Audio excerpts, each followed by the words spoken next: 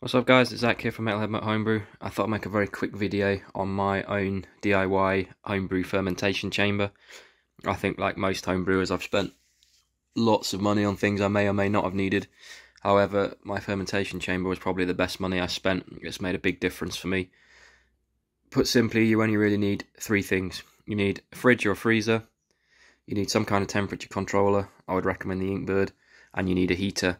As I go through it, I'll show you what I've got and I'll stick the links to those at the end. But it's pretty simple really. As you can see, I've got a standard fridge, small one. If I was to do it again, I'd probably get a tall fridge just for space inside of it. But I mean, that cost me 10 quid off Facebook Marketplace, second hand, can't knock it. I've made no adjustments internally at all, apart from the fact you can see I've made a little wooden shelf there out of plywood.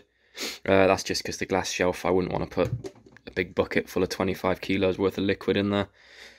Drill some holes in it for airflow and you're pretty much good to go there.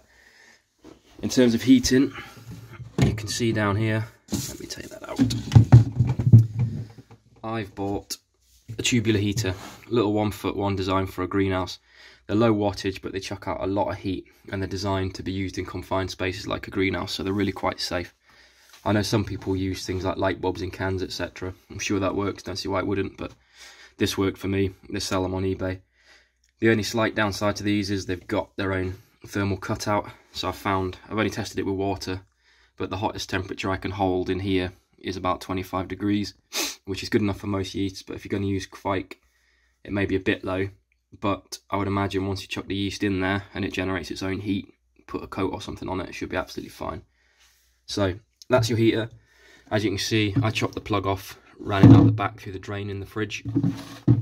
The other thing you'll notice coming in there is the temperature probe. That is for my temperature controller, and for that I use the Inkbird, which I've had absolutely no issues with. It's been brilliant. The way that works is you'll set a desired temperature on there, and the Inkbird has two plug sockets attached to it, which you can see there. One of which will say heating, one of which says cooling. Pretty obvious really, but put your fridge in the cooling one and put your heater into the heating one. What that will do is then with the temperature probe, it will keep an eye on the temperature of your beer and it will either turn the fridge on or the heater on depending on what it needs in order to maintain temperature. One thing to note with that is some people just chuck it in the fridge loose, but then you're measuring the ambient temperature of the fridge, which changes much more quickly than the temperature of your actual liquid, your actual beer. So what you're far better off doing is sticking that to the side of your fermentation bucket or whatever vessel you're using. And I use some bubble wrap to do it, some people use sponges, whatever, but just put some insulation on the outside of it so that it's measuring far more accurately the temperature of your liquid and not the ambient temperature.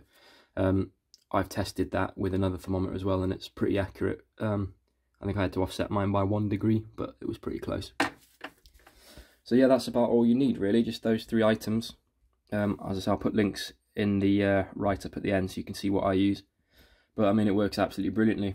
As I said, the only thing I do differently is probably get a tall fridge, just because I want to get Firmzilla all-rounder. It doesn't quite fit in here. You could also use a freezer, that would work just as well.